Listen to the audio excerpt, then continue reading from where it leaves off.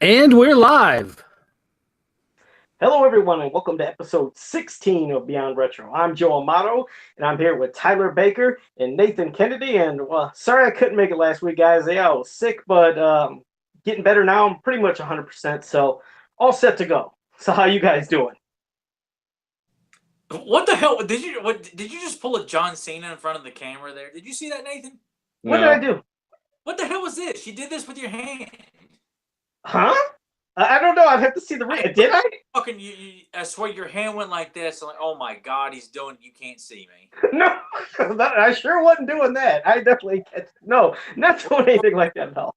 Podcast. We sure as I ain't know modern wrestling. No, yeah, I will. You will never catch me doing that of any kind of praising of. No, you're not going to see that. Real quickly, I want to say hello to JSP in the chat room, Willis Wheeler, SSJ Mitz, all in the chat room. So thank you for joining us. And Willis Wheeler said, "Oh no, it's it as Joe." So I guess he's referring to my mask. But Yes. oh jeez, yeah. So you know what? I want to say is, like I said, I wasn't here last week as we're doing the Rambo 2 episode, and also it led into, Shockmaster discussion. But you know how we always have something, if we say something on the show, and if we leave it up in the air, one of us is going to call the other person out on that. Like, wait, what did you say? Or what were you meaning? This is something not super pertaining to the any topic in general, but it was to Nathan. I got to ask this. Because Okay. Nathan, I believe, said something, or Tyler said something to Nathan about Rambo was, and there's a connection between Rambo and your girlfriend and you, Nathan, but you guys left this up in the air, and I was like, what are they talking about? Now, if I was there, I would have been like, okay, what's Yeah. going on? Elaborate on that at all? It's like, yeah, yeah. Yeah, you guys went right past that, and I'm sitting there watching live, and I'm like, oh man, if I was on this episode, I'd be asking. So, yeah, you got to tell, what the hell is this about? Well, maybe I did that on purpose. Before, I guess I go ahead and tell everyone this wonderful. It's not even that great of a story, but Joe, I'm glad you're back, and I'm glad that you're manning the chat this week, because I feel like between the chat and everything else, and the internet connection here just apparently being awful, it just broke everything. So I'm glad that you're back and you can kind of steer the ship this week. All But right. no, the Rambo thing is basically there was one New Year's Eve that I was just sitting around having some drinks and watching Rambo movies, because that was just my plan. I wasn't going to go out anywhere. I wasn't going to watch the ball drop. I was just going to watch Rambo movies and like get drunk. And in the middle of that, I started messaging the woman that would later become my girlfriend. So it was just sort of sentimental to me, because it's like, oh, hey, what are you doing? Oh, I'm sitting here getting drunk, watching Rambo. And that's basically at that point when I kind of drunkenly admitted to her that, I'm like, hey, you're pretty great. And anyone that would be dating you or trying to date you would be lucky to have you if. Oh, check it out. So that's basically what it is. I know it's a little dark in the room, so if my face has started to turn red like Joe's mask, maybe it'll kind of come out a little bit. But that's basically it. It's just it's sentimental to me because. Isn't that something? I mean, these are the stories I love hearing, because you always think that it's going to be a romantic movie. You go to the movie with your woman, and she's going to make you see some sappy movie that you really don't want to see, but hey, Notebook. like that. And then out of all things, like, yes, there's this sentimental thing about Rambo. Like, who'd ever think that? You're like, wait, what are you talking about? The movie where he's just blowing people up and shooting them to pieces? But I love that kind of stuff. It shows anything can bring people together. And just Rambo to be that connection, that's classic. Yeah, so it'll probably be a thing like every New Year's Eve from here on out. At least try to watch one of the Rambo films. Because when I did this, I didn't watch the first one when I was doing this. I started with 2 and just watched 2, 3, and 4. Okay, I love it. All right, that's cool. I had to ask that though, because it was just. Is that a satisfactory answer? Is everyone? No, that works, because I knew there was something to it. Like I said, you started a story or however it happened, and it was just Nothing happened. I was like, okay, this was just left up in the open and nobody expanded upon it. So I was like, well, I know when I come on next week, I'm going to ask you about that story. So, Well, I mean, sometimes I need to be a man of mystery, you know. That maybe that was my mask. yep, that's your man. Yeah, there you know. go. Yeah, Yeah, mine's a physical one. Rocky Dennis on this podcast here. You know, the mask itself there. You know. There you go.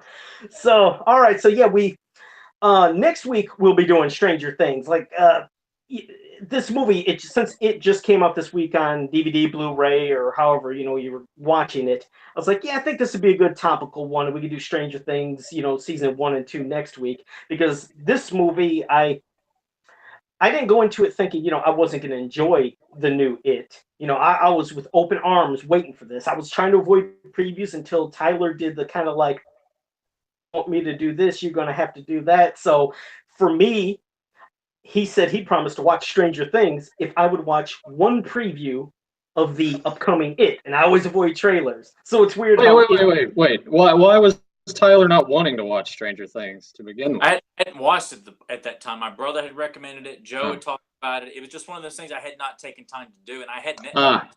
Okay. I didn't know if it was a thing where it's like I don't want to watch that. Oh, that looks stupid. Okay. Oh, and the way Joe is emphasizing it, it's like, I bet there's something He-Man related in Stranger Things. So I told him, I said, if he watched that trailer, I will just start watching. And I did that weekend. I wrapped up the whole season in a day and a half. And I listened to Joe's audio, or like listened to him watch the trailer. And he told me, it's like, oh my God, Tyler, my nipples are hard. He was just, he had to cover himself up there. He was quite aroused by the trailer. Well, I mean, he's usually covered up though. So were they poking through the sweatshirts? He's like, that was chilly in there. There you go. No, but as you know, yeah, I avoid trailers. I never watch trailers, so I was like, okay, this one time I'm just gonna go ahead and do it. It's like you said, it got him started, at least, gave him the fire to get right onto Stranger Things. So yeah, so it's weird how there's a connection between that and this, but well, we're going to be discussing, I guess, not really comparing, chewing or tearing apart either of the movies, but I guess our thoughts of comparing both. But Tyler, if you want to start off, or Nathan, with whichever It you want to do, go ahead, and some of your thoughts on it, and then we'll just jump into everything. I guess, because the remake is so fresh in everybody's minds. I mean, obviously, this is spoiler heavy, people, so I don't want to hear any bitching and complaining if you're sitting in or listening to this and we spoil, how this happens or how that person gets killed. It's like you should already have seen the remake and the original by the time you listen or watch this podcast. So letting everyone know in advance, no pennies in a bind, no sandy vaginas about this. Yeah. But hey, quick 2 shout outs to JD Gibson and the Jake Juggalo. They're in the chat room too, so thank you for joining us. And all right, go ahead, T-Rex. I guess initial thoughts on the remake.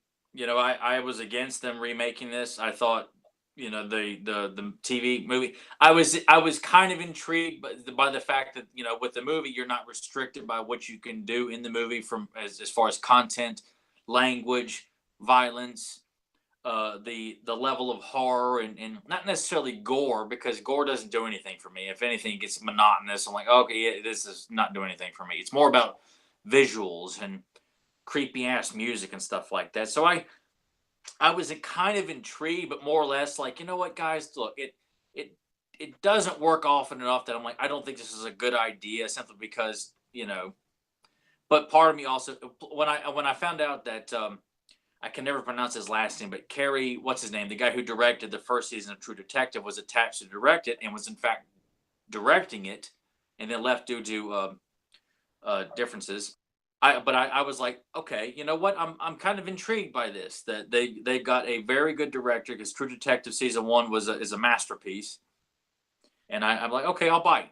I'll wait and see what happens. And fortunately, I mean, New Line and Warner Brothers did such a great job of marketing this film and keeping everything under wraps with the trailers, and just not spoiling much of anything in the trailers. And that I was actually thoroughly impressed with that first trailer. Like, the images, I was just like, fine. You can't really draw a whole lot from just the images. And that first trailer, I was actually quite impressed. The trailer that I showed Joe, and watched it several times. And I'm like, you know what? hate kind of to admit it, but I'm very intrigued by it. And when I talked to Nathan about it, he was like, he wasn't too excited, and with good reason. You know, Texas Chainsaw was good, Friday the 13th was good, Hills Have Eyes was good, and to a certain extent, Fright Night was good. But Nightmare on Elm Street was an abomination, probably the worst remake that's ever been made. You know, and a bunch of others. We won't get into that. So that there was good reason why people would be kind of offended by the idea of remaking such a classic like it. You know, real quick, I was going to jump in. The reason, I guess, when I initially heard of it, the reason it didn't, I guess, put me off as much as others is because, you know, the original It was based off of a Stephen King novel, you know, and it was turned into a 2-night event, 2-parter, you know, one with like kind of the kids, adults, and then mostly adults, however they did it. But it was based off of a book. So I always am very intrigued about seeing, you know, yes, let's see a modern interpretation of what they're going to try to, you know, do from the book compared to Friday the 13th. It was a movie. Halloween, it's a movie. Texas Chainsaw Massacre, it's a movie. So that can really piss off fans thinking, you're tainting an original, you know, classic movie. Why would you remake this movie? But this isn't like remaking a movie. This is just turning the novel into a movie in a slightly different vision of what they have. So it didn't offend me as much as, like you said, I could see when people get really upset. Like if somebody was going to say, hey, guess what? They're remaking the Goonies next year. Oh my God! I think you'd hear a bomb drop. I mean, I'd be, oh man. See what I mean? Now that would freak people the hell out. But when I heard it, I was like, I welcome it because, as you know, there was a lot of shit that you heard that happened in that original book that didn't happen in the TV movie back then, and you're wondering, oh God, are they actually going to show this in the movie or in the new movie? What is going to happen? So you're intrigued, but I think they did a hell of a job. But that's just, I guess that's my opinion or thoughts on comparing, like how you were saying, Texas Chainsaw Massacre, Nightmare on Elm Street, Friday the 13th. But this different. I don't have it in the same category, if that makes sense, because it's comparing it to a novel. Yeah. You see, a TV movie, it's, you know, it's hard. You know, yeah, you kind of feel like that's a little bit more acceptable because a made-for-TV movie can only do but so much. Because it's made for television. It's more accessible to children and a younger audience. Toning down the blood, toning down the cursing. There's things they had to do for television. So you're correct, but still back then, it was still impactful for TV. Yeah. They still put a hell of a job into making you be frightened from this character and what was going on. But yes, when you bring it to the theaters and stuff, yeah, they're going to just juice up the cursing, the special effects, the blood. So, but yeah, that's that quick little rant. But I don't know if you were finished, Tyler, you wanted to keep going or pass to Nathan, but I just had to jump in with that one part. No, it's and I'm really excited to talk about this because I as we head into this, you know, the original it's like almost to a certain extent, you know, comparing like, and this is not a good example because I hated the remake of it, but some people may like it, but like the original King Kong versus like the remakes of King Kong, especially the more recent, you know, piece of shit Peter Jackson one. But people are going to sit there and say like, oh, the special effects are so great. I'm like, for God's sakes, King Kong was made in the 1930s, and I love the stop motion animation of King Kong. You know, the action scenes were a hell of a lot better than that. And it's like trying to attack a movie that was made so long ago. They didn't have that kind of technology and special effects at their disposal. So that's why I kind of felt like, even for people who like the remake over the original and vice versa, you know, I sympathize with people who hold the original sacred because it is such a great movie. For a TV movie, that movie is so heavily celebrated because of Tim Curry, mainly, that to have a movie, you kind of feel like, well, this movie's given a lot more free range. So you really can't come down on the original for what they were not allowed to do, given the content of the book, the TV, you know, censors and everything like that. So it's pretty much, I intend on celebrating both films in this podcast. Nathan? I'll backtrack a little bit to Joe's point on when he was talking about, you know, it's kind of different if you're saying we're taking Friday the 13th or remaking it, or Halloween and remaking it. Like, I'm in the same camp as you guys, but I would also throw out there that in this case, it kind of brings out that other breed of people, like the book people, the Mm. ones that are like, well, this wasn't in here, and this, and you know, they've done it with Lord of the Rings and Harry Potter and anything that's been like brought to the screen from the book. Going back to the trailer thing where Tyler was talking about how I wasn't really that blown away by the first trailer that I saw, and it's mostly because I've been burned so much before. Like that Nightmare on Elm Street remake trailer, I haven't gone back and watched it because the movie sucked, but like I remember watching that, and I think Tyler felt the same way when we saw that. We're like, all right, like this is going to be good, and then we went and saw it, and I'm like, well, whoever edited that trailer, I hope they got paid pretty well. Because it gave me that false hope of like, all right, I don't think they're going to mess this up, and they did. But that first trailer didn't do anything for me. Like I was just really apprehensive about it, and I don't want to say it's the word of mouth really that once the reviews started coming in, because I've kind of moved away from the reviews thing. I'm looking more at stuff now. Like if I watch a trailer, I'm like, oh, this looks like it'll be good, then I'll shot. Like reviews kind of help gauge it to a degree. Like, you know, Last Jedi, I'm sure if I hadn't seen it, like if I would have waited and all that came out, I probably would have honestly waited and rented it. Trying to think, because you guys were going, I was like, peg an idea. I'm like, all right, I'll say stuff about this and everything. The TV movie itself, I don't hold it in as high regard as other people do. Like I watched it later on. I didn't catch it around the time that it premiered. And, you know, like Tim Curry's performance is excellent, but and I know we'll probably get into preferences between if you guys want to later, but I'm definitely gonna go remake over TV series.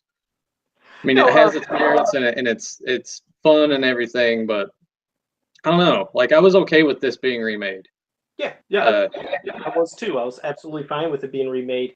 And you're right. You know, sometimes I still believe some movies, for just some reasons, maybe when people grow up with them, yes, there's more of a connection since they experienced it live or seen it, you know, for the first time on TV, compared to, like you said, maybe see something later and it's just like, it's good, but maybe don't have the same impact. I mean, because I remember watching the 2-night event when that came on. I remember seeing it the one night and then the next night and just love it. I mean, of course, I was always eating up horror stuff back then anyways, but yeah, then when it finally came out on VHS, it was just cool to rent to see it again, because the recording that we tried to do, because you know, you heard about this movie coming on, I wanted to try to record stuff, but that VCR wasn't really that fantastic, so I couldn't get it as good as I wanted. But no, I mean, I quite enjoyed that, and then when this came out, it was great. It's just like Jake Juggalo said in the chat room. He said that when he seen the new clown, he said it was a bit getting used to. He said first he hated the new look, but then watching the movie, it was actually good. He says he still loves the look of the original clown it. But no, you're right. I remember when I first seen, you know, even watching that preview and seeing him, I was like, it's kind of different, because I have the original Tim Curry's Pennywise in my mind so much. I was like, man, I hope the movie's still good, but I'm just not feeling this clown. I'm not feeling this version. But then I watch the movie, it's like, oh, I can feel that. I mean, he did a great job. His voice, you know, the facial expressions, you know, it's all in the expressions and the emotions. But I was like, this was creepy. You know, a lot of the moments too, like those parts, like, you know, when he's in the, you know, the basement, Bill's basement, and the water, and remember how he came that's some scary, that's some scary shit. I picture being a kid. That'll freak you out. I loved it. So no, I mean, this movie, like I said, I don't hate either of them, and it's not like we were here, like I said, at least for me, and I don't think for you, to bash one and say they shouldn't have did this, shouldn't have did that. It's just always unique seeing what are they going to do for each version, you know, like what are they going to add, because they definitely did some different things in this It that you didn't see in the other It. And of course, how everybody's seen this one was all kid focused, so no adult, you know, scenes. I mean, not them as adults. That was not shown at all in this version. That'll be for the next one. Which, does anybody know when that's coming out? I actually don't know when the next part is coming.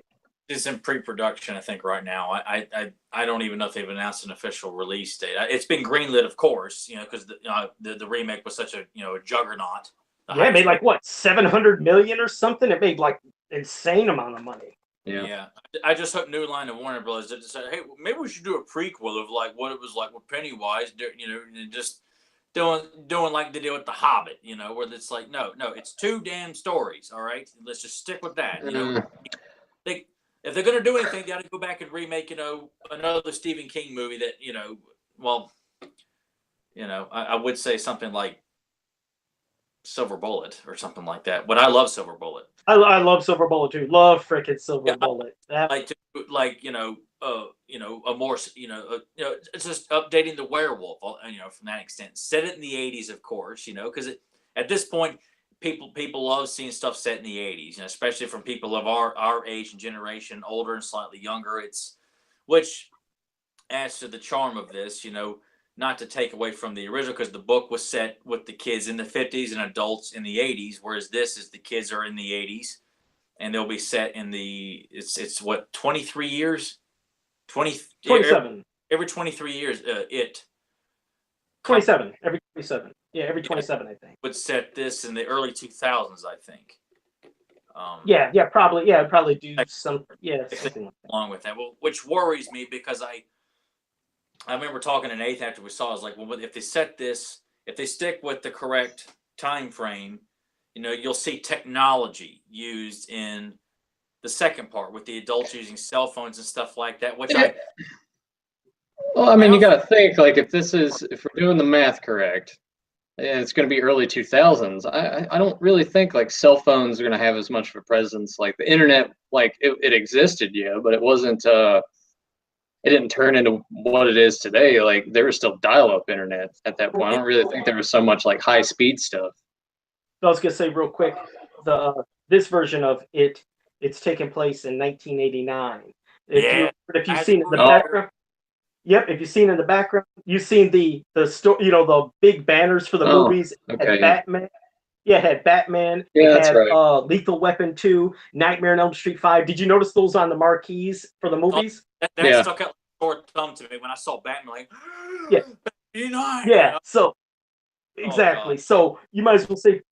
For that. I'm sitting over here doing math wrong. So that's the problem. 7 years. Yeah, it'll be 2016, then 27 years later. So then they'll all be messaging each other on Facebook and everything, Tyler, and doing Google Hangouts.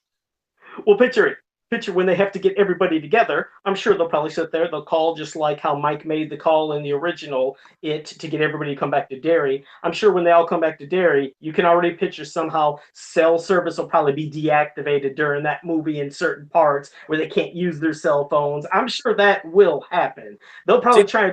Oh, if that role of Mike is going to be switched to Ben, you know, because in this we see Ben is the investigator, the one who's doing all the research, whereas, you know, in the miniseries, Mike Hanlon has got the research with the photographs and the history of Derry. You know, of course, I don't have the book knowledge. I attempted to read the book once in college and got overwhelmed by even trying to do it. But Tyler doesn't know how to read. Mike still did know a lot of stuff, though. Remember, Mike still knew a lot of things. WCW and Arnold's book Total Recall and various bodybuilding books and things like that. But as for like reading big books, it's like, oh God, you know, it's like I would agree with that, because the books that I read are kind of the same thing. I would rather read about people, or, you know, like read them telling their stories. To me, I don't know. Yeah, it's a little more intriguing. Yeah, you're right.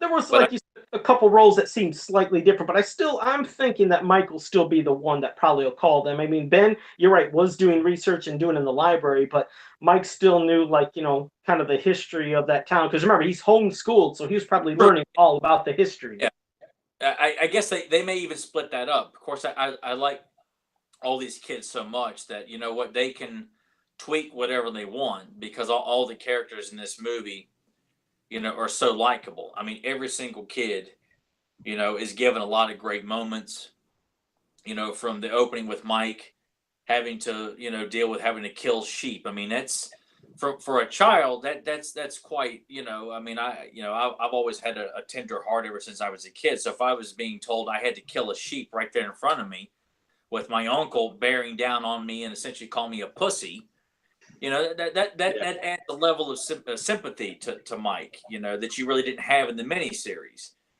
you know, because unfortunately Mike's just kind of brought in as the last member of the Losers Club, whereas here you're given, you know, several moments throughout the movie to kind of understand and sympathize with Mike along with all the other kids before you actually bring Mike into the group. Yeah, they actually did a really good job in the remake of the sympathy, like, you know, fleshing out all of these characters. And not only that, they talked like kids. Yeah. They actually talked like kids. You don't. It's rare. It's hard to come by in film where it's like they speak the language. It's not stilted. It's not saying things that they wouldn't say. It's not. It didn't sound like a 47-year-old guy trying to write dialogue for a kid. No, you're right. You're right. They sounded like kids that were really. Yeah, they did. They sound like kids actually giving each other shit when they were saying stuff, doing things. I mean, of course the portrayal of Richie in there, which is also the kid who plays Mike, you know, from Stranger Things. This kid's probably gonna think he's living in the '80s with all the shows he's been doing, but he does such a great job. He has such a good '80s feel. But yeah, they're all just the way they were giving each other stuff back and forth was just perfect. But I mean, one of the other portrayals that was kind of, you thought he was kind of nuts before, but I think they went more with it, was, you know, Henry Bowers. Yeah.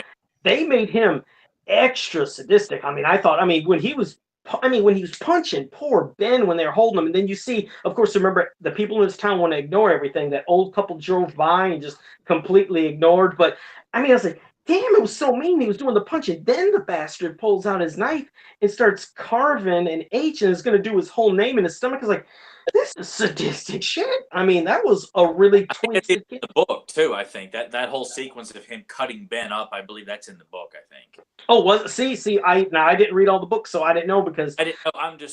I like to do research about like comparisons between the movies and the book. You know, like from Rambo to Jurassic Park to, you know, this. I've done it several times just because I'm always fascinated by moments that were in the book that were pretty violent or epic that were not shown in the movie. You know, just like Dennis Nedry gets killed in Jurassic Park. They go into graphic details how he's eaten alive. Well, like, in the girl in Jurassic Park, doesn't she die too? Like when they're climbing through the vents. That's what I always heard. I think so, but for some reason I've looked for that. I'm like, okay, which is it? I feel like I found it once and then couldn't find it again. You know, because there's several characters that do die that live in the movie. Like, you know, I think Hammond gets killed in the book, whereas he lives in the movie. But no, it's, and I was glad too they did not do the infamous gangbang scene. You know, I can't imagine in any studio, any director, in any group of kids, you know, signing on to do even a scene that you could do like post sex. You know, I think it's just, there's such a crazy scene, or in the book, you know, to even envision these great child actors and a director that's going to do a scene that implicates that they just got done, you know, all gang bang in Beverly. I'm like, it's such a silly and ridiculous notion, even to read about the whole scene in the book, that whole morale after they've defeated Pennywise, she just spreads her legs and, okay, you know, taking number 2. Yeah, that was with the first time I heard about that when told everybody, I mean, just blew them away. Like, wait, what was this? I was like, yeah, that was in the book. They're supposed to be like running the train on Bev, because that made them like bond closer, so they had the power to defeat Pennywise. Like, that's some twisted stuff. I mean, Stephen King, you got some issues doing this. I'm like, are you serious? These 12-year-old kids, 11, 13, whatever. I was like, this is insane. So I was like, yeah, this is something I hope isn't in the new movie. And of course it's not. But what they did was, if you notice, they try to make at least implications in a way by saying, you know, Bev is supposed to be, you know, the town slut or whore or whatever, even though she's not. It's just rumor stuff that went around. But I think that was their way of throwing something in, maybe as a nod to the book, or for the people. I didn't take it as, I took it as that she strictly is a girl that's maturing more than the rest of the girls, and they all see her as a threat because she's developing breasts and looks a lot more mature for her age than the rest of the girls. So that's why that's how I took it. Like, no, I could see it being taken like that. I just think they threw it in there as maybe somewhat of a slight nod to the book, knowing you're never going to get that shit that you were reading in the book. But this is a way of us at least throwing something as a nod of what was at least done in that book. I felt like that's what I was getting, but you're right. It built in the story, though, of, you know, like, yes, jealousy of whatever it was with her, and then and like her visions of blood, I think, like everybody had their fears, as you've seen in that, in the movie. Same thing in the original miniseries, which was all something like, Richie in this one, he doesn't like clowns, and Mike. I'm sorry. Yeah, Richie. Yeah, Richie doesn't like clowns. And then Ben, when he seen that beheaded soldier, I was assuming. Egg Boy. To me, that was probably one of the creepiest, if not creepiest, That moments. was, especially when it was walking and running. That was some freaky stuff. But everybody had their fear of something. And oh God, I always forget the one that's Jesus. The Eddie. leper. Eddie and the leper. That was a little freaky, especially when the leper was running and his one arm was kind of flopping to the side. I was like, this is scary. But Bev, every time she had both of hers in both the miniseries and this one, it was about blood. I didn't know if that was maybe some signifying maybe her being raped by her dad, or maybe maturing with womanhood. I always wondered what the blood meant with her, because her dad obviously probably raped her. And I don't know if that's what I got from that. I always wondered, hers was blood. Everybody else was pretty explanatory. You knew what they were fearing. Her blood, though, I wonder if that, was it, because she had that twisted, sick dad that she sure beat the piss out of. But what did she do? Did she take the top off of that toilet and hit him? What did she hit him with? Because she beat the piss. I think it was the top of the toilet lid part. Yeah, and just broke it over his head. Yeah. She took it to him. So, but that was just some spin off. But go ahead, Nate. Oh, real quick, just want to say hello to Grimbot2 in the chat room. He said, the gangbang scene is how Stephen King was high on cocaine while writing the book. Yeah. You never know. That was some. The turtle that signifies good, and that the turtle helped create the essence of it, and the giant spider at the scene. You're like, good God, Stephen King is just like, you have such a great idea, and then he takes 1-2 more extra lines. You're like, oh, we need a giant turtle in this thing. I guess so. But go on, like Wild Wild West, and that producer for Warner Brothers. Yeah, on the giant spider and Superman. A giant spider to fight Superman, Yeah. No, I'm gonna agree. A good choice of leaving out the gangbang scene. I mean, obviously, they can profit off of it with the inevitable porn parody if there isn't one already. I'm kind of curious, because I know there's supposed to be a director's cut of this coming out at some point. Oh. If they will maybe shed more light on that and maybe put more scenes to make it a little more like, oh yeah, that did happen. I haven't watched the deleted scenes on the Blu-ray, but you remember, Tyler, when we saw it, and I was like, well, where did his friends go after he slit his dad's throat? And apparently there is a deleted scene where he kills his friends too, I guess. I don't know. I need to check that out and see if that's actually on there.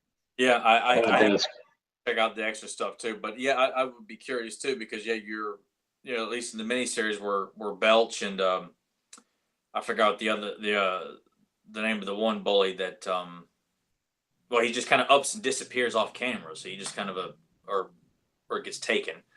But yeah, it would have been interesting just to have seen their fates, since Henry goes down into the sewer, or goes down after him by himself. But yeah, that's probably what happens in that one. But speaking of that, the death of Patrick, one of Henry's gang going down in the sewers, and I guess one thing I've always hated about modern horror is they'd always get child actors to stand and look at the camera and shake their head and come running at you. It was just like, dude, this is just cheap Japanese shit. Everything's just got a copy in The Grudge and The Ring, stare at the camera and come running at you.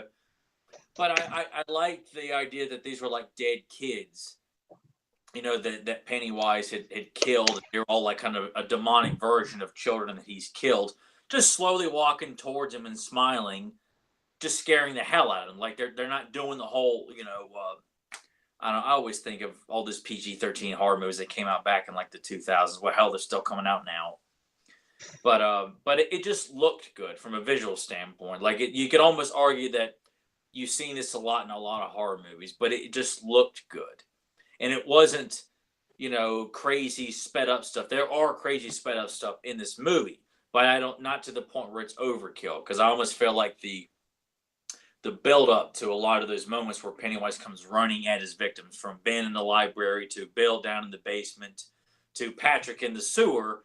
There's good build up. There's good visual scares and It works, yeah. before you get to that. So that's why I feel like I don't want to come off as a hypocrite for slamming a lot of modern horror movies for using the speed up technique they do with their creatures and scary kids in movies to, scare 15-year-old girls. But it's there's so many great visuals throughout this movie that I look past the whole speed up thing because it looks good too. Like when Pennywise comes running, well, to touch on what Joe said too, the moment where Bill goes down to the basement, Pennywise is using the ghost of Georgie as a puppet.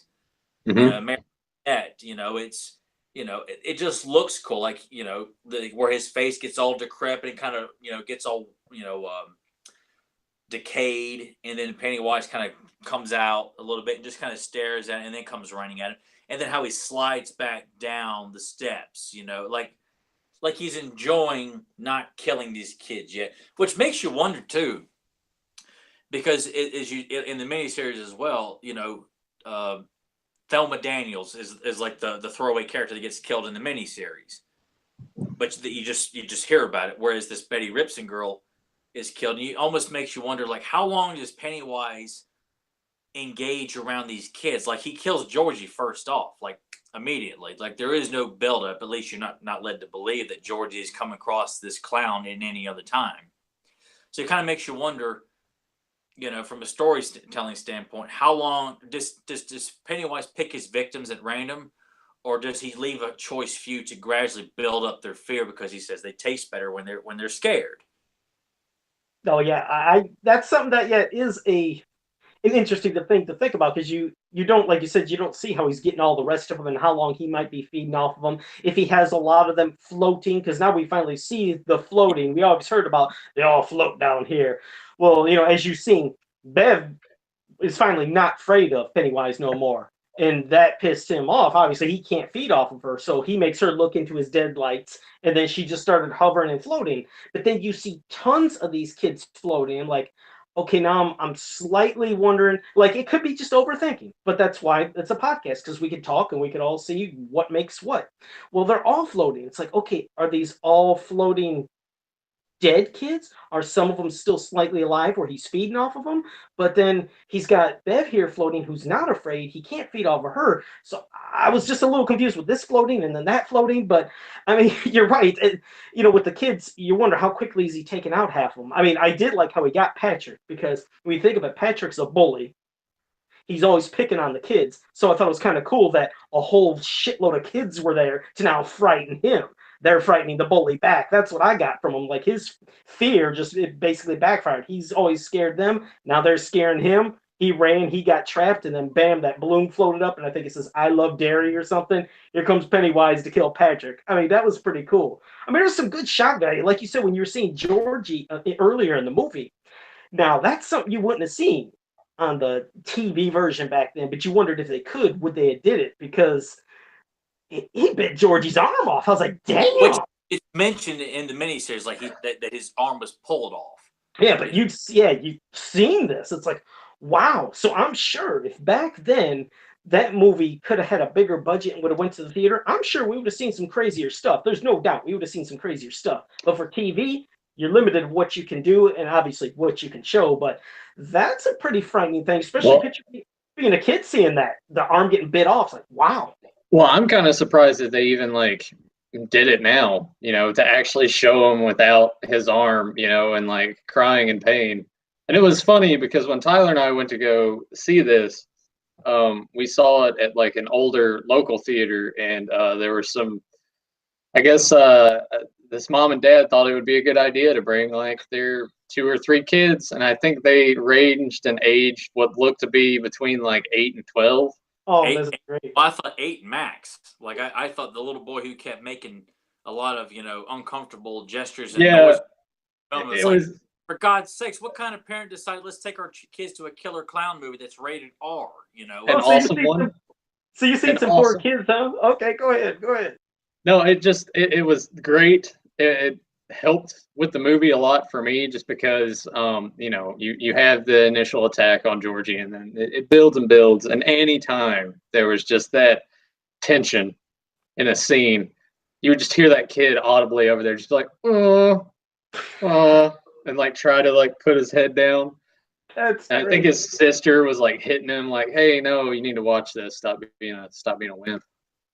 That's awesome. Yeah, because that could be a very traumatic scene for a young kid to see another young kid getting his arm just bit off. Usually you don't see it too much in many movies. They seem to shy away from and not usually show Well, kids. they'll show dead kids in movies. It's actually the death of kids, which I mean, it goes all That's what I mean. goes back Right? as They far as show. adults.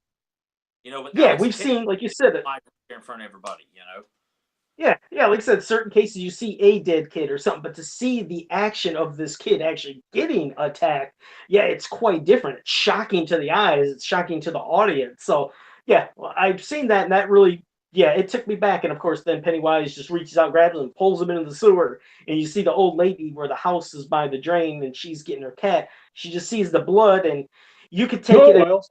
yeah, she just sat there and walked away. Some people could take it as, hey, maybe she walked away and called the police or something, or nope, I think she just Look, walked away because what made that scene so much more enjoyable, and this is not taking anything away from from the miniseries, but I enjoyed the moment when Georgie steps out. You've got this music that makes me think of a Spielberg movie from the '80s, like this innocence of running through the rain, and it was just this great buildup of this child enjoying what it's like to be a child. But as an audience, I'd say people who've never even seen it are probably well aware of what's coming. It's like the death of Chrissy at the beginning of Jaws. It's just like it's coming, and you're just waiting for it. And I enjoyed that when Georgie meets Pennywise, that it's actually a kind of a lengthy conversation between the two of them. It's because they yeah, intercut the old lady coming out to pull her blind up and sees this little boy standing out in the rain, looking down the sewer drain. She pays no attention to it. And the conversation continues between George and Penny. It was like it's delaying the inevitable. Like this is coming. oh yeah, And um, there's a moment too, which it makes me think of the Grimm fairy tales with like the kids in those fairy tales being approached by a man-eating wolf, so to speak, pretending to be nice. And when Pennywise is talking about popcorn and going pop, pop, pop, pop, pop, and Georgie's laughing, he stops and kind of it's like the instinct of like I can't wait to eat this kid comes over Pennywise and he just stops. I love And that. the music, that music cue that it's just like this is like a grim fairy tale when the child realizes I don't know much about life, but something's not quite right here, and I'm feeling very uncomfortable. That music it intensifies the uncomfortable feeling George has got to be feeling. I love that moment, like when he's Oh like, yeah, oh the whole thing, yeah, because you're right. I mean, "Oh the whole entire God, scene when he's down there. I mean, first to see somebody in the sewer is immediately going to freak you out. So Georgie immediately from the start is freaked out, but then Pennywise tries to start being nice, and I'm Pennywise the dancing clown, trying to be nice to him and saying, I got swept down here from the carnival, and he's like, I'm here with like hot dogs and cotton candy, and what do you like, are like? you trying to do like a Tim Curry impression? Because I feel like you're trying to do Oh, Bill Skarsgård as Tim Curry, or Tim no, Curry as Bill Skarsgård. oh, I'm Very sorry. wise indeed, Georgie. Very wise indeed. No, but you know what I mean. So, anyways, and then George says, "And popcorn." He's like, "Yeah, popcorn." Then he start, pop, pop, and then he's saying, "Pop, pop." But you're right. When Pennywise immediately stopped with that smile, then you seen Georgie, stop with his smile. Then he was like, "I gotta go." He knew, oh, I gotta get the hell out of here. But then he blackmails him. He's like, Georgie, Bill will kill you if you don't get this boat. So he had to still sucker him back, and he got him. But you're right, that old lady who just walked and left after seeing the blood and everything. It's just what we've heard about this clown. I mean, not the clown, the town. The town just has learned to ignore the stuff. They know what's going on. Yeah. Like when she came outside to pull the blinds up, sees the boy, and then she probably came back outside because she heard someone screaming, and then looks and sees the pool of blood, which it cuts after that. So you're not really led to believe, you know, what Did she happened. call for help? Did she do something? I just was under. That she saw a boy there. She goes inside, hears some screaming. The boy's gone, and there's blood by the drain. So I'm not trying to create logic, kind of like what No, no, people no.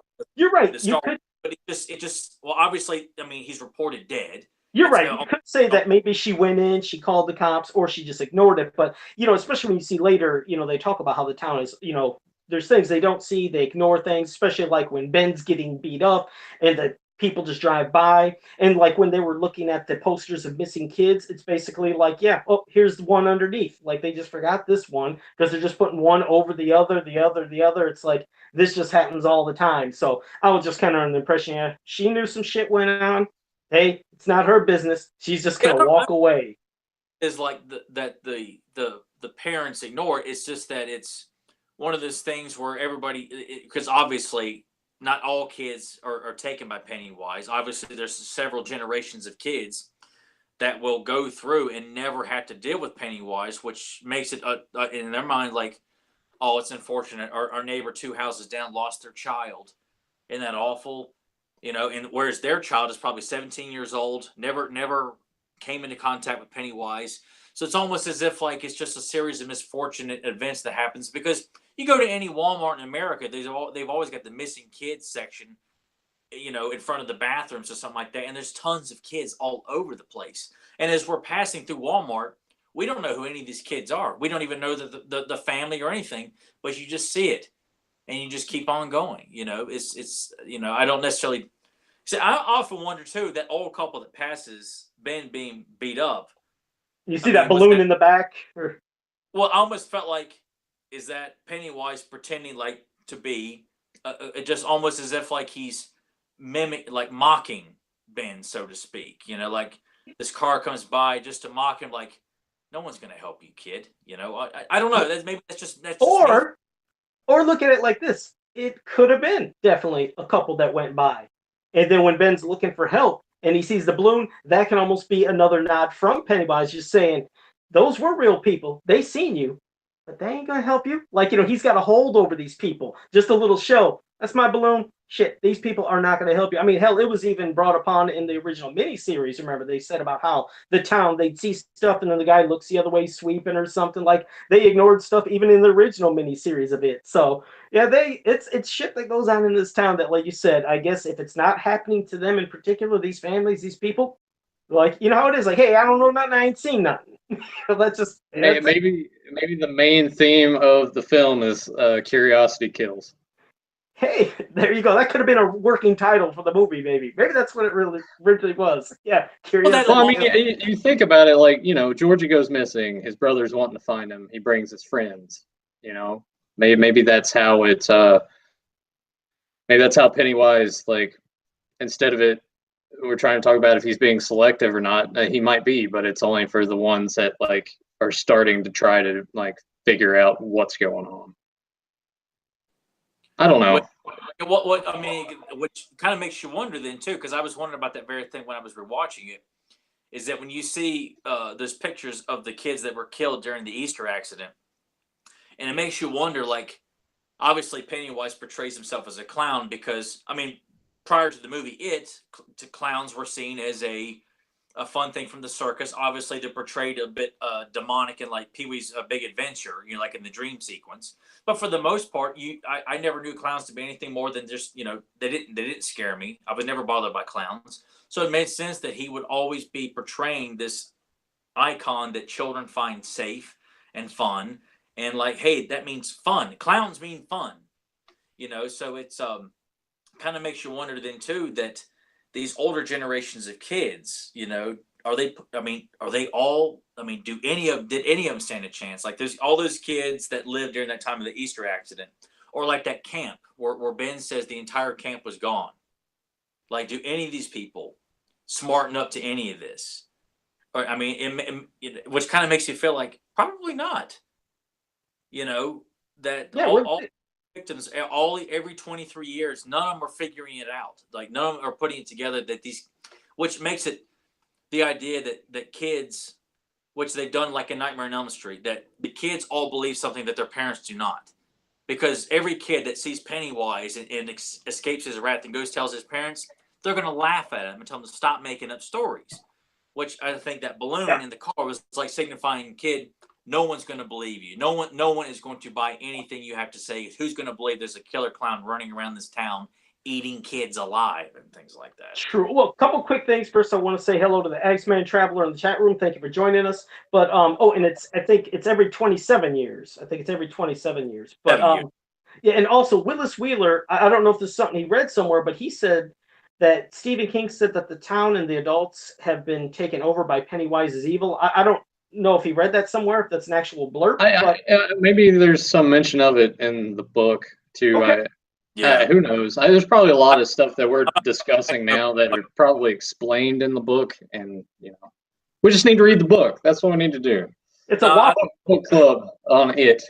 And all that stuff. Well, let me ask you guys this then too. Because we haven't done a whole lot with the original, like breaking down like the Georgie scene in the original compared to the remake. Like, what do you guys break it down? Like, well, Nathan, let me ask you, since you didn't see it as a kid, how do you approach comparing? Not that we're not asking to tear apart the original, just like in comparison, breaking down Tim Curry's approach as Pennywise talking to Georgie as opposed to Bill's approach talking to Georgie. It kind of goes back to what I was saying earlier. Like, I don't want to take away from Tim Curry's performance at all, but to me, it doesn't seem as sinister, at least to me. Yeah, no, when you're watching the remake, like we're talking about, that scene that you just described, where he just like stops and then like you just see it. Like I feel like you don't get as much of that in the TV version of it. No, I was going to expand upon that. No, I mean, you're right. It's just like we said, there was only so much they could have done back then. Yeah. But for me, I love both, versions of what we're, talking about right now. But the original TV one, I don't know, maybe because I grew up with it. I found Tim Curry to be creepier. I mean, even though, see, the thing is, he could play. What worked is he could play that wacky guy so good, but then he could be demonic, just on the drop of a dime, and it was creepier because, like, when he did that thing, like when his teeth showed and everything, those were actually real teeth in his mouth, and it looked freakier than hell. Yeah. And I'm not saying the new one doesn't look creepy, but when it's special effects, it's like in my head, I know it's special effects, and for some reason, it takes away from some of the natural creepiness of what we've really seen back, from Tim Curry's. And even though we didn't see Georgie get his arm bit off, ripped off, or anything in the original, we still knew some shit went down, and it still had an impact. But I mean, I love both scenes. It's like I said, the new scene, it shocked the hell out of me to see his arm get bit off. So I'll admit that was super creepy. We didn't get that in the original, but in the original, I just like Tim Curry a little more, and that story is, especially when the teeth were shown, that spooked me. That really got me as a kid. That got me. No, and that was probably the big zinger for me as a kid too, because I wasn't expecting him. Because my dad didn't tell us a whole lot about, other than he's this killer clown, he's after kids, which just intrigued me and my brother. But to see the fangs from a clown, it was something I'd never seen before, and it really just threw me and my brother for a loop. And just was not expecting that. And I liked that. I was curious with the remake if they were going to include that, because I didn't know from the book if he had fangs when he would attack the kids. So I was glad they kept that and kind of embellished on that a little bit, like in the projector sequence, when the slide projector is constantly moving and moving and moving, then it disappears, and then he shows up really large. Yeah. And his teeth are is all a big mangled mess, and he comes out thump thump thump thump thump all over the room. Yeah. Bombastic and out there as that was, I still think that was very, very damn effective, because it's so crazy and nuts that only this is going to happen to kids. It's almost as if you could not have a horror movie with adults and having a big clown thump thump thump thump thump all over the place. Only you could get away with that with kids because of how ferocious and scary the idea of a giant clown with fangs, parading around like a giant ape, so to speak, because it's just so nuts. But you buy it because it's kids, and when it's kids, you're more scared for kids. You're not as scared for an adult as you are for a child, especially when the child actors are so good in this. And that's let me ask you guys about that too. You know, it's I will say, and I still like the group in the original. However, and as I'm watching it, so the hype of the movie has died down. It's watching the comfort of my own home. I can honestly say I like the batch of kids in the remake better. Not to take away, and it's because I liked Jonathan Brandis' Bill. You know, the kid who played Eddie, the kid who played Ben. He's been in several stuff. Kid who played Mike and Beverly. Of course, as a kid, I thought Beverly was pretty. You know, and she's pretty in this as well. And it's but I feel like they're it's unfortunate because whereas they gave a full movie to the kids in the miniseries, they're giving a full movie to the kids in this one. The kids are a little bit more likable. They're and not just because they get to because I feel like that they talk like kids in the original as well. You know, Ben acts nervous being in a new school and everything like that. Bill's got his stuttering issues and Eddie's asthma and stuff like that. So all the elements are there, but there's something a little bit. The camaraderie is already fully established when you first see it because the kids all come together essentially. And when they come out, school's over. The four boys come out together. Mike hasn't gotten to the group, neither has Ben, but you just kind of get the sense of camaraderie amongst the kids already.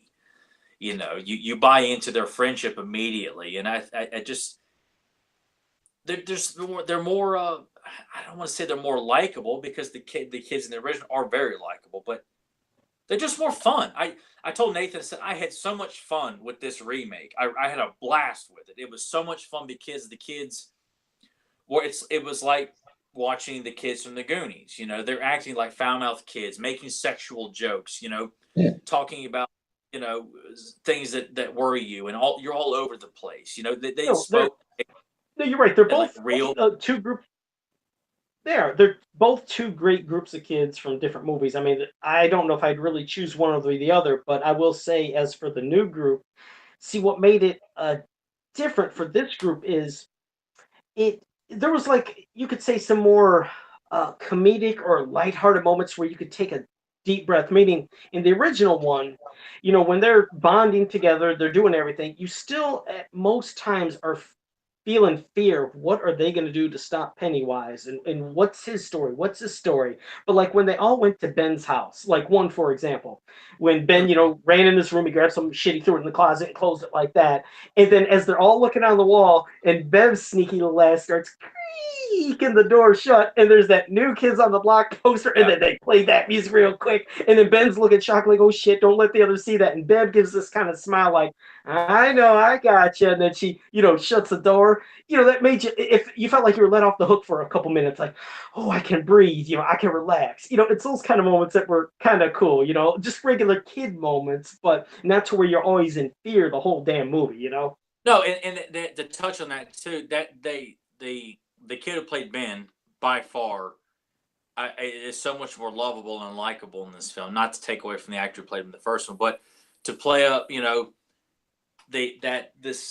when he's introduced and he's scared by Bev that he's in her way, and his project falls apart, his bike falls over, and then she's wants to listen to, he finds out he listens to New Kids, and he's embarrassed, of course, because what boy would not be embarrassed being caught listening to New Kids? And of course, as a kid, I thought they were catchy as a kid too, but I didn't dare go. It's the same thing for kids who like new NSYNC or Backstreet Boys or 98 Degrees. Yeah.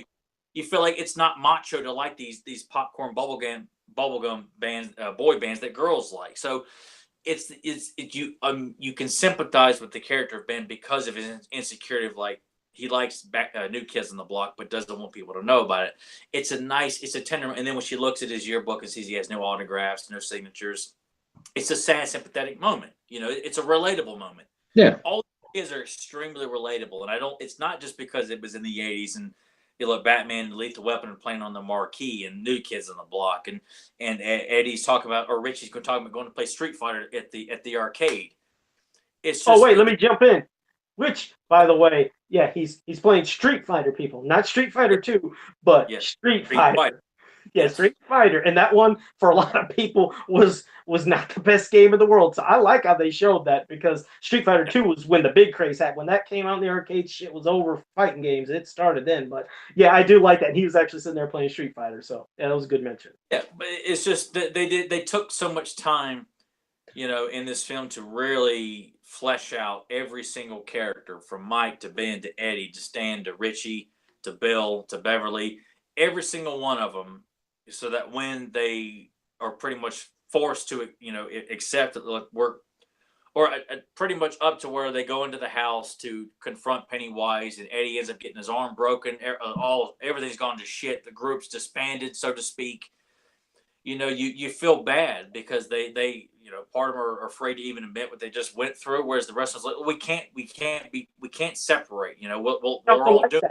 I like that, because when they had the 3 doors to choose from of scary, very scary, not so scary, and they go to not so scary or whatever it was, and of course there's some shit going on there, but then they realize we got to do it, and then I think that's when Pennywise had, was it I always forget Stan. Was it Stan? Who did he have? Stan, or was it Eddie? There was somebody I thought he had.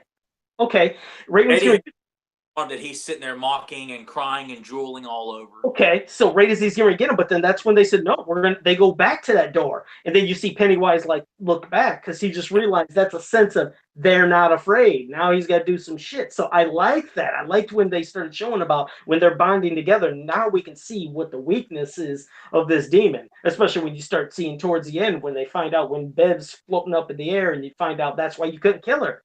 That's why you couldn't kill her, and she's in the deadlights, because she wasn't afraid of him no more. I also like that how Ben kissed her and brought her out of her, the deadlights. I thought that was kind of nice, kind of like, kissing, Sleeping Beauty or something.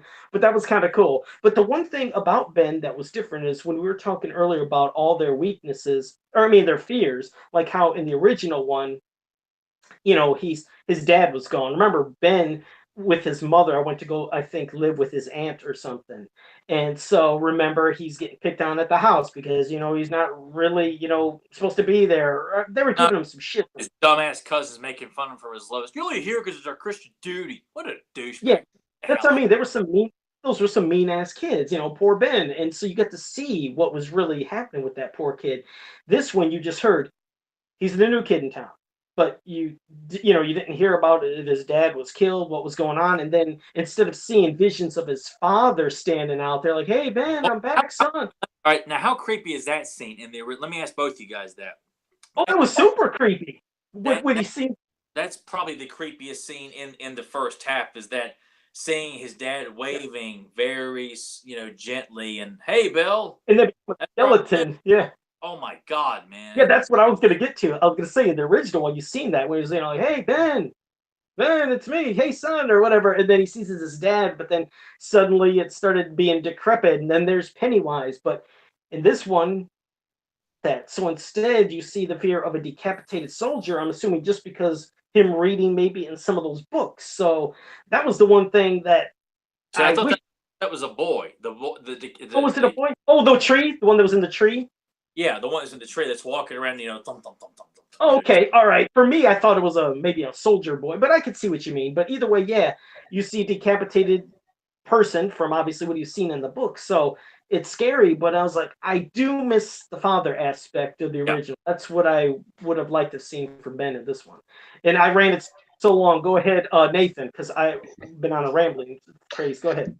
No, I think obviously credit to the guys that wrote the screenplay. There was a lot of the care. It's like, you know what, we need to do this justice, and good on the studios for allowing it to be rated R. They could have easily have been like, oh, let's make it PG-13. Let's get the teenagers in there. Let's get the cash grab like they usually tend to do. And granted, it made a lot of money being rated R, but it probably would have helped if they made it PG-13. And I think, to Tyler's point, I feel like doing it like that was the best, like putting it in the 80s. Like when you think about it, kids written in the 50s, or how kids were in the 50s, I imagine, even though there's similarities, are probably radically different. Just like how kids today are radically different than when we were kids, how they act, how they perceive things, I feel like, anyway. because they have more access to things and whatnot. But that's why I liked it better. That's why I like the kids in this. I prefer the kids in this and the remake over the original, just because it helped. I think that they put them there in the 80s, and there were so many relatable scenes, like you touched on with New Kids on the Block. Like, there's plenty. I can think of a couple of my friends off the top of my head. I don't think that you were one of them, but we did have a friend that was into one of the boy bands. He liked a couple of their songs, and he told me that in confidence. And I can't remember if I told everybody else or what, because I was a dick back then. I'll tell Joe this story here. I actually did this with Nathan in high school. I confided with him while waiting on the bus that I liked Prince and that I had bought a Prince CD over the weekend. Hell, who did like Prince? Well, Nathan did not. And because of that, Nathan, who was wearing a gray hoodie, had his hands tucked in. What? You like Prince? And he walks over to a guy that neither one of us had anything to do with, named Darren Questenberry. All Nathan used to do was just make fun of his hair, and that was really about it. But he walks over to Darren Questenberry and goes, looks over down at me, motherfucker likes Prince. Now, I'm like, I felt like Ben at that moment. I'm like, oh my God. And then Darren just kind of like, he likes Prince. Oh, You know, it was like Darren could not have given two shits about it. But No. like, I'm gonna go tell Darren Questenberry. Here's the thing. Here's the thing. It wasn't that I didn't like Prince. Like, Prince is fine. Prince did the soundtrack to Batman '89. At all. Do what? I clearly did not get the vibe, because this is a time when Nathan was really into Korn and Incubus and Limp Bizkit and, you know, Nirvana and stuff like that. You know, the rock / kind of punk. Oh, you mean the new metal? It's the new metal stuff of the day. Yeah. Whereas I like my vintage stuff a great deal, and I like Prince and Simply Red. Old Nathan. I like God. It was just like stepping on a landmine voluntarily, telling Nathan. No. Here's the thing. There's nothing wrong with Prince at all. I'm going to throw that out there. He did the music for Batman '89. It's fantastic. I've danced to Trust plenty of times when the scene comes on. No, the thing is Tyler was like, hey man, I like Prince. I'm just like, let's embarrass him really quick. Oh, I get it. So he was whispering it like he had a drug habit or something. No, Yeah, well, I don't know what, for whatever reason, I decided to tell him that I had bought like the Best of Prince CD over the weekend. I don't know. I have no idea why the hell I decided, because at this point, Nathan was the king of the ball busters in the group that we ran with. Like, no one was safe from Nathan. Of course, it was funny as hell as long as it wasn't you. Yeah. That's why when we were watching it together, he was like, oh, hey, you're just like him. Yeah. Oh, like Nathan Mike or Richie. You know, but except whereas, you know, Richie was not necessarily trying to embarrass people, because like we're talking about a guy that decided to wait till his cousin was talking to a girl outside. Says, hey, give me John's porn. I'm going to give it back to him while he's talking to that girl. So Nathan walked outside while he's talking to this girl. Says, John, here's your porn back. That ain't mine. Yeah, it is. You let me borrow it. It's your porn. You know, this is the kind of stuff Nathan would do. We could go through, we could have like a whole other podcast of the embarrassing stuff Nathan would do, you know. I was a jerk back then. I've gotten better. I've gotten better in age. My knee, like just pick him up like Batman and Bane, just break him over my knee. I was like, there was times where I'm like, oh my God, you know. But it got worse because like I would pinpoint this stuff about like Tyler or my cousin John or our friend Josh. I'd pinpoint things, but I would make sure to do it while everyone else was sitting at the table. So then they would start like, ah, ha, ha. But then the only reason that they did that is because they're like, oh, thank God it's not me this time. That's great. Oh, geez, no, it's just funny because when you said Prince, I was like, I'll see where I grew up. I mean, no, I Prince, Michael Jackson, everything you think. I was like, that was something. That's what we all listened to. So for me, that wouldn't have been different. But I could see you're right. Certain, you know, if you have certain areas where you like this kind of music, that kind of music, and then giving somebody shit, I could picture that. That probably was embarrassing and annoying for Tyler to. I'm all about vintage anyway. I was wearing Thundercat T-shirts and Transformer T-shirts in high school. No one else was doing that, so you almost felt like I'm going to get picked on and made fun of because I'm wearing something that all of us played with as kids. You know, like what a dork. You know, he likes Prince and Thundercats. You know, get him. And that's when Tyler started doing all his working out because he's figuring out.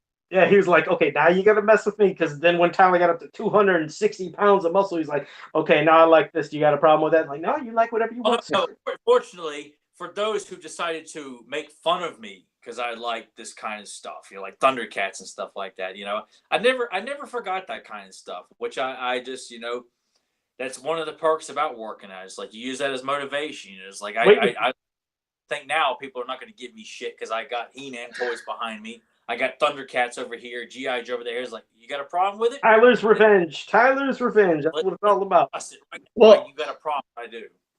Well, the thing too is, even though like I would give him shit about that, I do recall, and he brings it up every now and again, that the first time that I went over to his house, he was terrified because, you know, and right there behind him, you know, all of that stuff was just displayed, and he was terrified. And I went in there, and because like I had He-Man stuff as a kid. Like I had a lot of stuff that unfortunately I got rid of when my parents were having a yard sale, and I still regret that to this day. But when I saw that stuff, I was like, oh yeah, I remember him. And I'm like throwing out names, and you can just see it on his face. He's just like, oh, relief.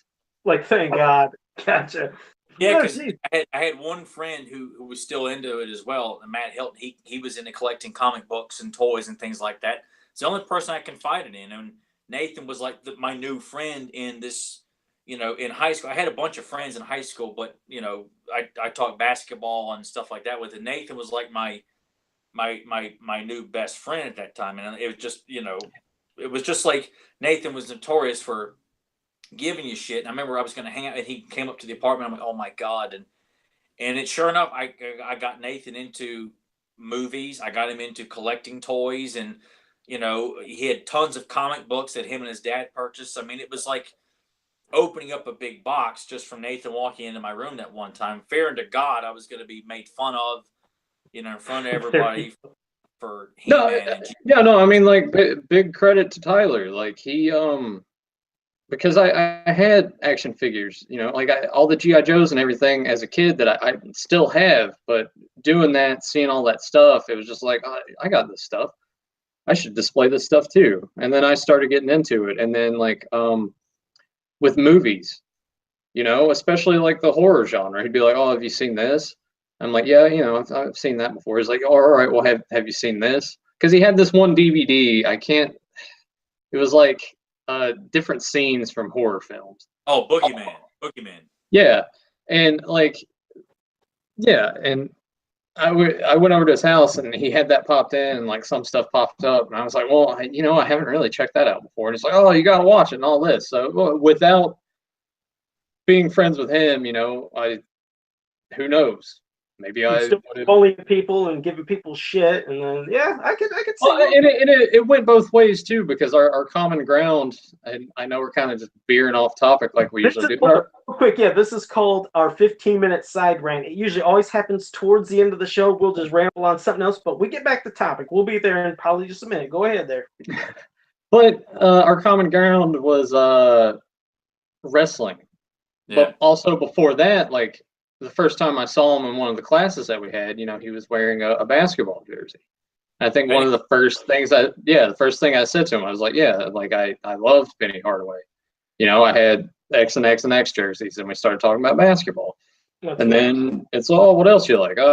Wrestling and everything. But to segue it back to it, and the point that I think I was making earlier is just all of the stuff that they did in that film.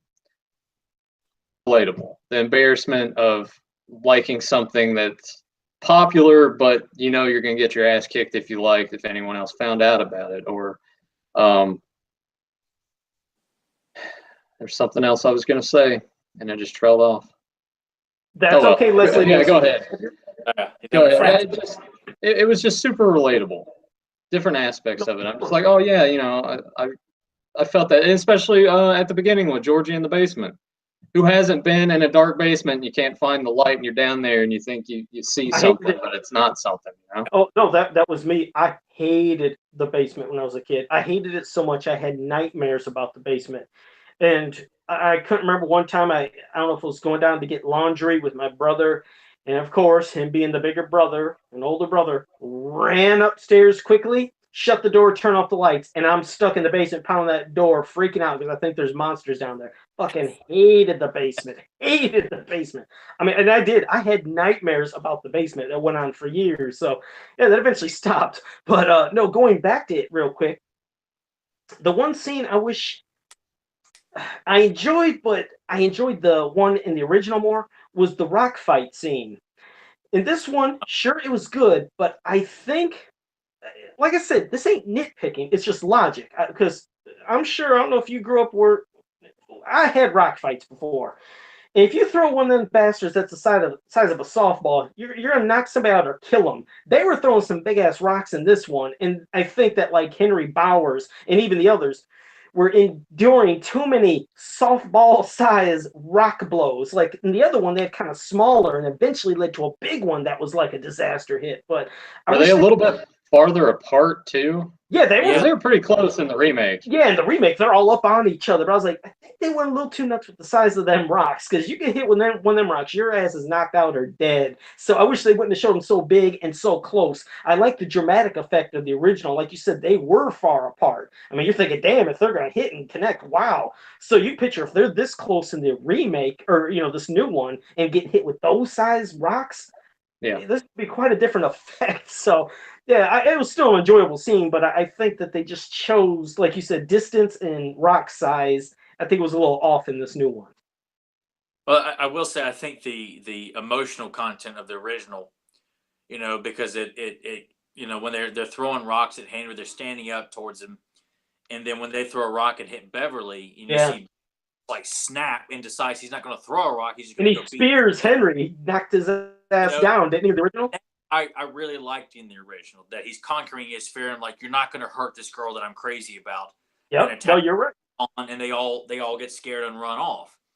So I will say, having that element in the original, I would go with the original over the remake. Not to say the remake's great, absolutely. That scene. No, it is. But that emotional content that the remake is lacking. That moment of Ben just like, you know, it's all done. You know, when they show Beverly get hit and she screams and cries, and Ben just like looks and kind of a brief slow motion moment. Then he goes charging and knocks the hell out of Henry. It's no, you're right.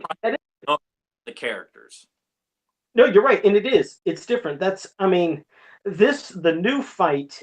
It didn't have the same impact. Wasn't as comedic element. It's more comedic than the original. Right, it was. Yeah, not only because when you say comedic, I mean like when I don't know if it was Patrick or which one of them bullies. No, it wasn't Patrick because he was dead, I think, at that time. Well, I can't remember if he was. But when one of the bullies said something to, I think, Bev, like he was getting cussed and it was in slow motion, and then she threw the rock and hit him. You're right. That's when it started just taking you out of the moment of this scene. Well, and then Richie mouths off and he gets hit first. You know, right. That's what I mean. It was just too funny. It wasn't as serious. And like I said, and the effect of the rocks just took me out of it. But the original one, you're right, is a good distance. They're having a good fight. Poor Bev, gets hit. She's looking hurt. And Ben's looking at the girl that he's got the hots for. And he looks at Henry Bowers and he runs and he spears his ass. It's like, yeah, that had a lot more impact in the original. So I enjoyed the rock fight of the original a lot more, not only because it was more believable, but for that little connection, that whole moment with Ben and Bev, and the taking down, the bully, and like you said, in a way, conquering his fears.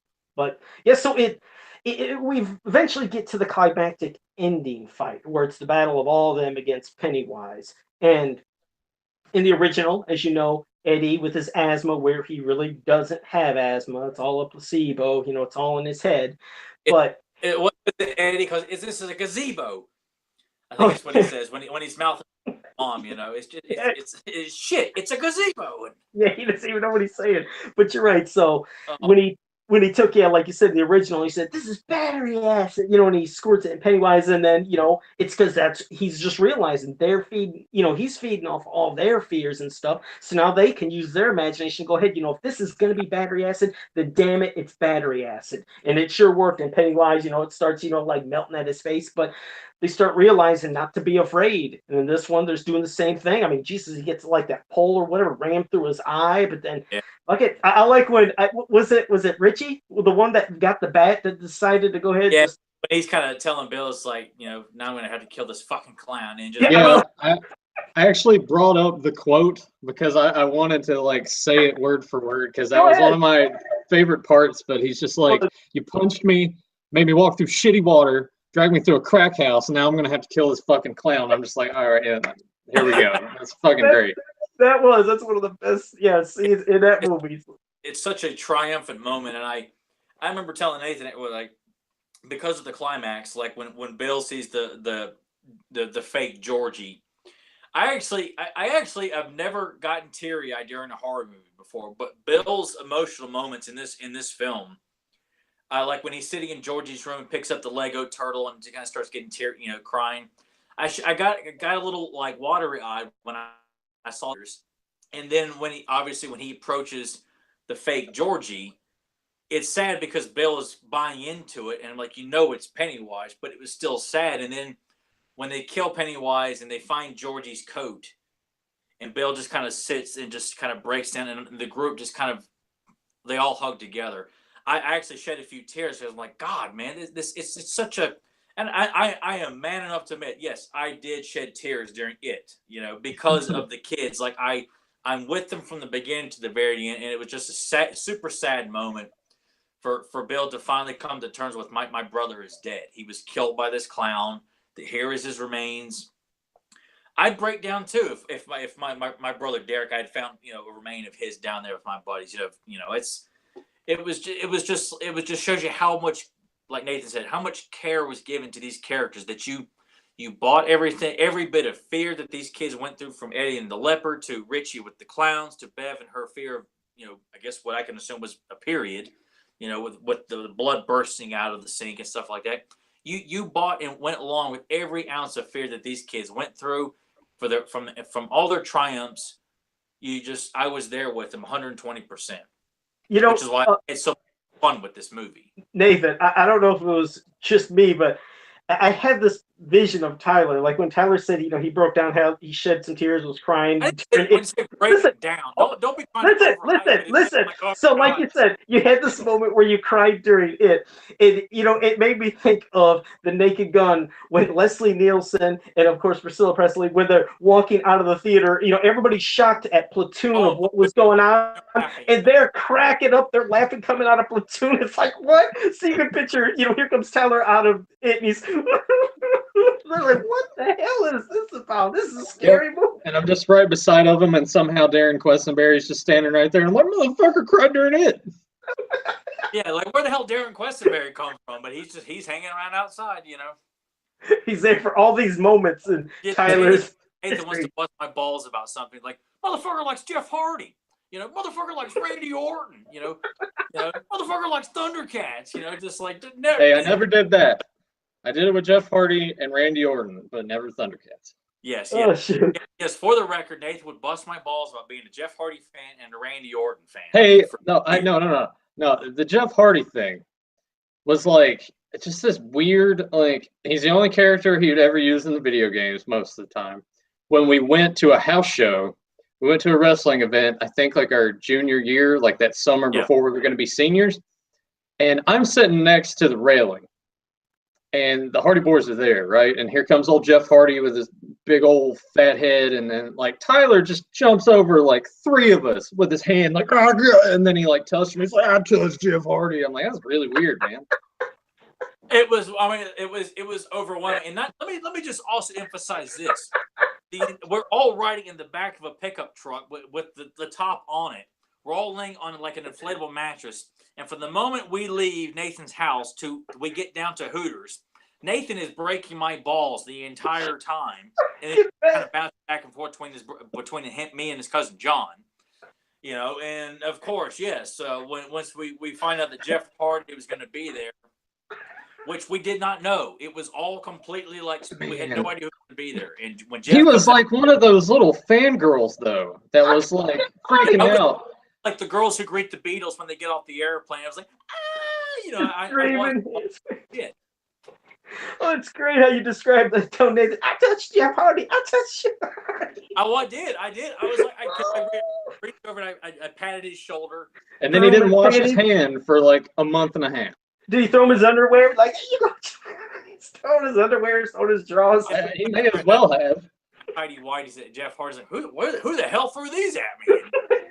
Oh, shit. You know, but even after that date, I mean, Nathan was just constantly, I mean, let me just put it this way. We would be sitting in the cafeteria in the morning waiting, you know, for the bell ring to go to class. All of a sudden, Nathan would just break out into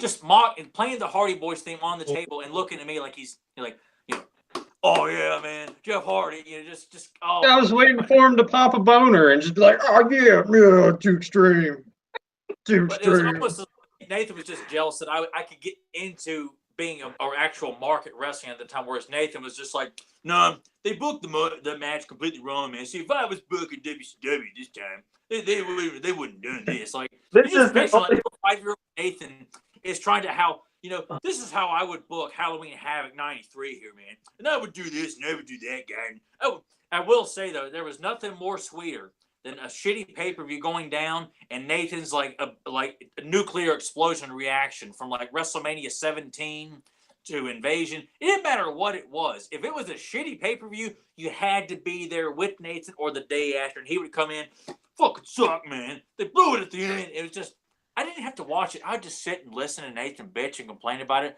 It was magic to watch Nathan go off.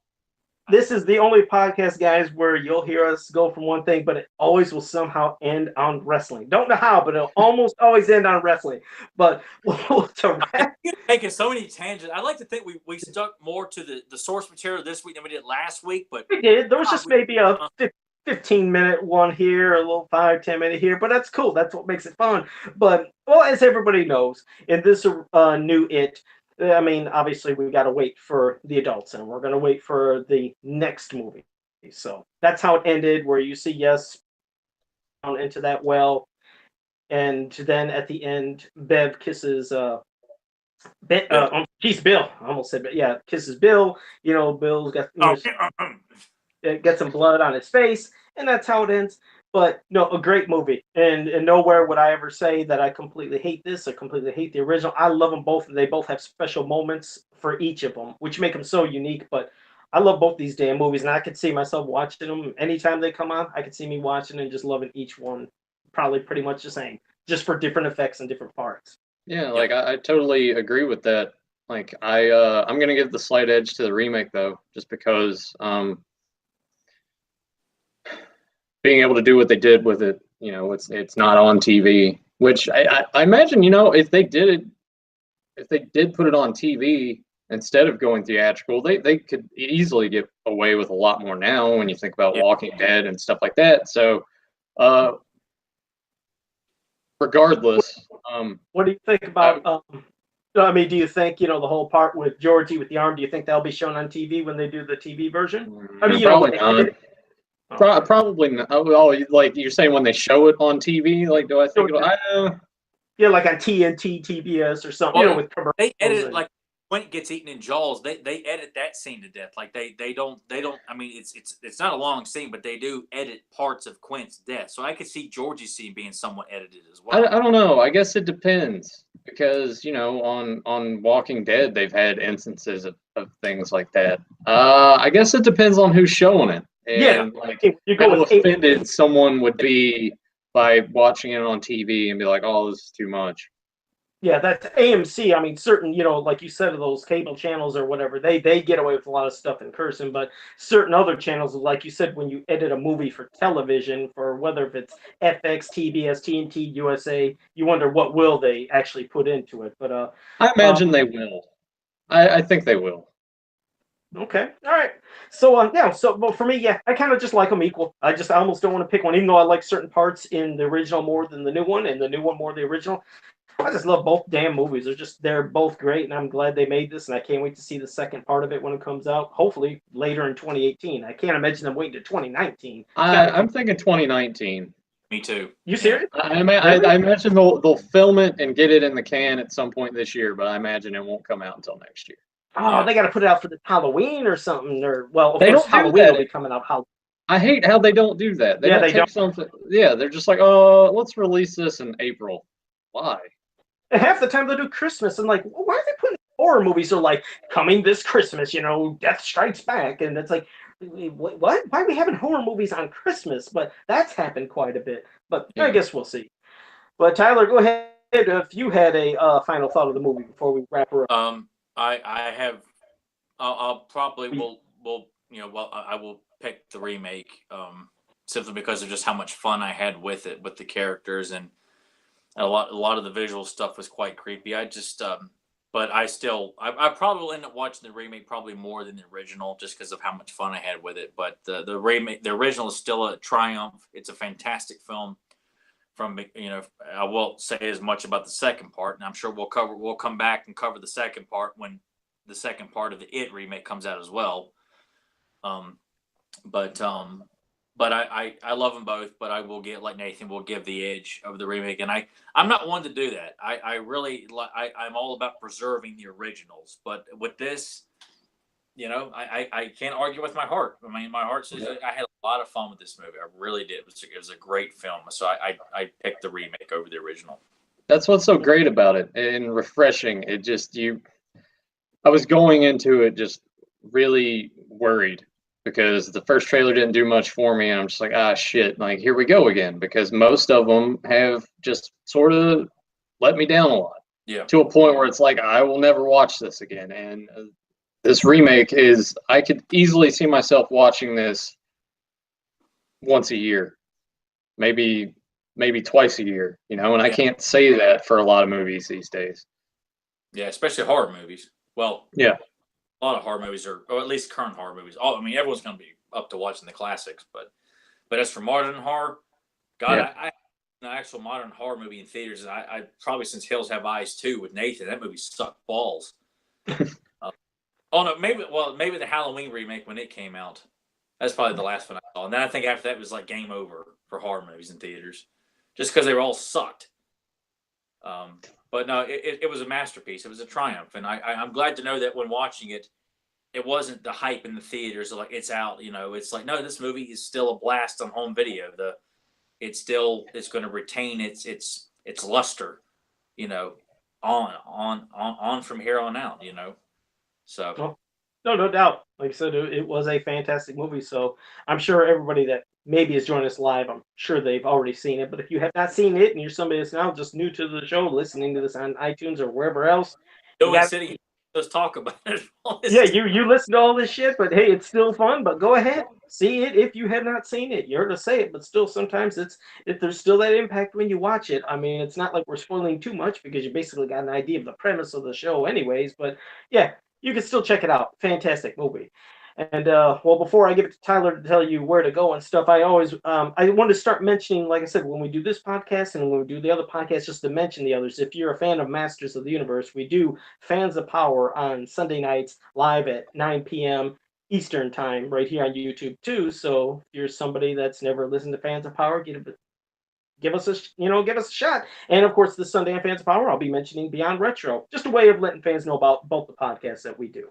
Cool. Yeah, I was going to say, if no one knew that you guys had a Masters of the Universe podcast, just take a look behind them when they talk and it switches screens. Because it's like you can figure out that we go beyond retro and talk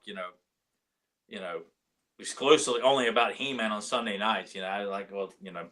Hopefully they can figure that out when they look at our backgrounds. And if you ever notice me, if anyone that ever watches the video portion of this, if you ever see my eyes just kind of like go this way, it's mostly because when they're talking, I'm just like looking at the figures in their collection. There you go. And I guess maybe my mask could be a dead giveaway for Masters of the Universe fans. Well, I mean, because Joe, the stuff behind your right shoulder is the stuff from the 2000X series, right?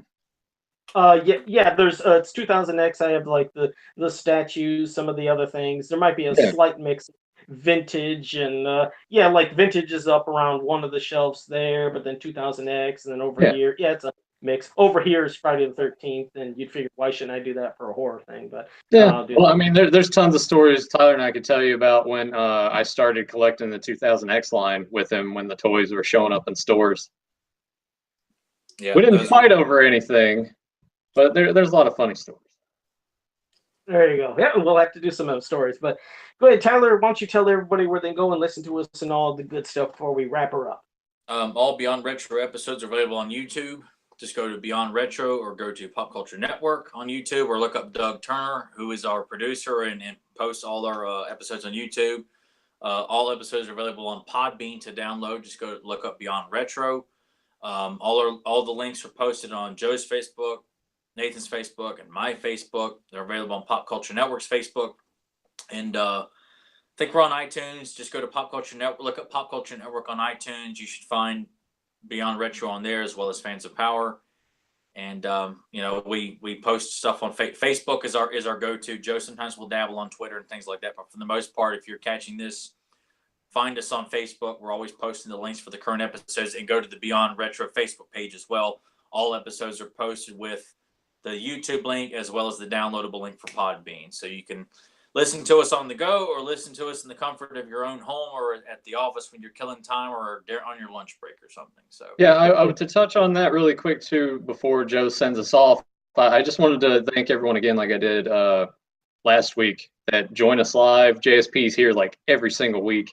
So thanks to JSP and everyone that joined us in the chat today. And then Joe and Tyler also let me know that there is a viewer in Australia that checks out these shows. So whenever he decides to listen to this, appreciate you having ears and listening to us ramble on about wrestling and high school and everything else. Yeah, every other side range you can think of, it's always going to happen here. So, yeah. Okay, yeah, well, yeah, just like Nathan said, thank you everyone for joining us. Hope you enjoyed us. Hope you're here next week, and yeah, we'll catch you guys next week then. Motherfucker listens to Prince. There you go.